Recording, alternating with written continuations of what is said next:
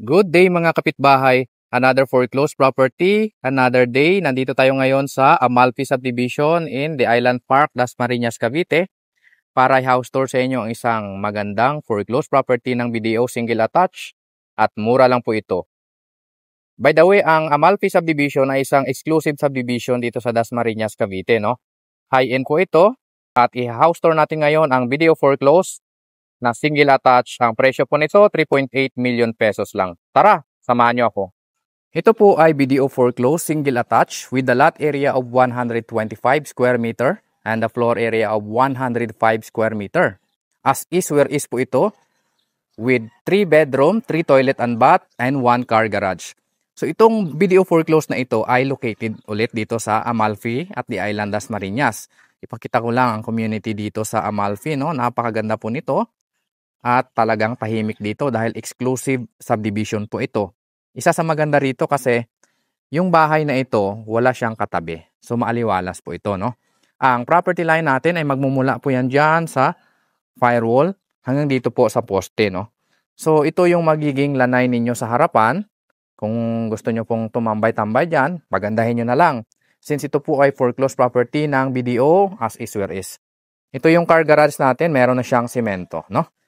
Tignan natin muna yung palibot ng bahay. So may space kayo dito sa gilid at may space kayo dito sa likuran. Mga nasa around 2 meters ito. Kung gusto nyong ipalipat yung inyong dirty kitchen dito sa likod, pwedeng-pwede po, no? So ganyan yung itsura ng bahay. Maayos pa po ito. Panalo kayo dito dahil ang starting bid price lang natin dito is 3.8 million pesos at wala pong katalikuran yung bahay na ito. 'Di ba? Wala rin siyang katabing bahay na nakatayo, kundi bakanting lote lang. Pasukin natin yung loob ng bahay. Dito tayo dadaan sa kusina. Ayan, dalawa yung pintuan nito, sa kusina at saka doon sa main door, no? Dito tayo daan.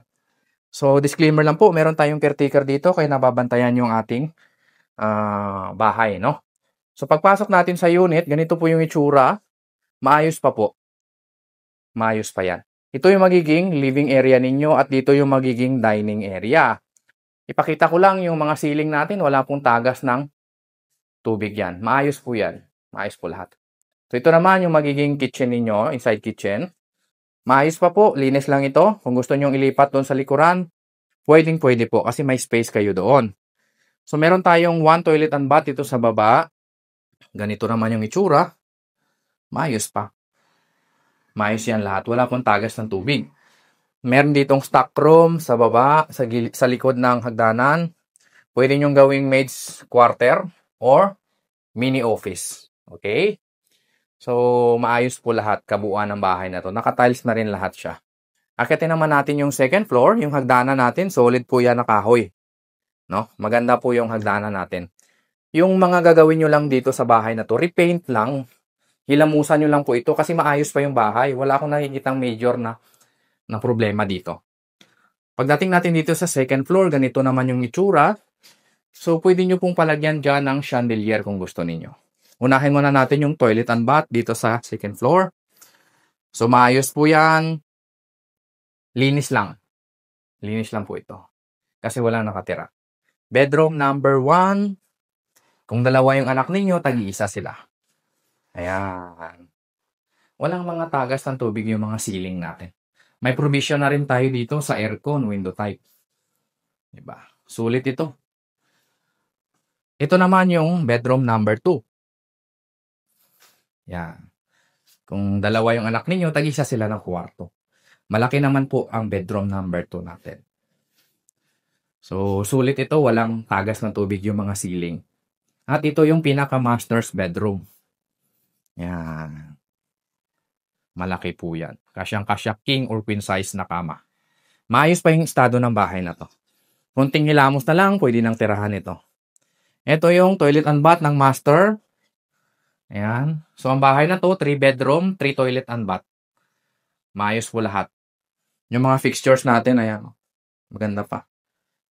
Linis lang po yan. Pwede nang tirahan yung bahay. Meron ding balcony itong bahay na ito. Ayan. So, ang community ng Amalfi ay napakaganda talaga. Kasi high-end po ito. Maaliwalas po. Yan, di ba? Sulit ito. Dahil ang starting bid price natin is 3.8 million pesos lang. At sa Monday na po ito, October 13, no?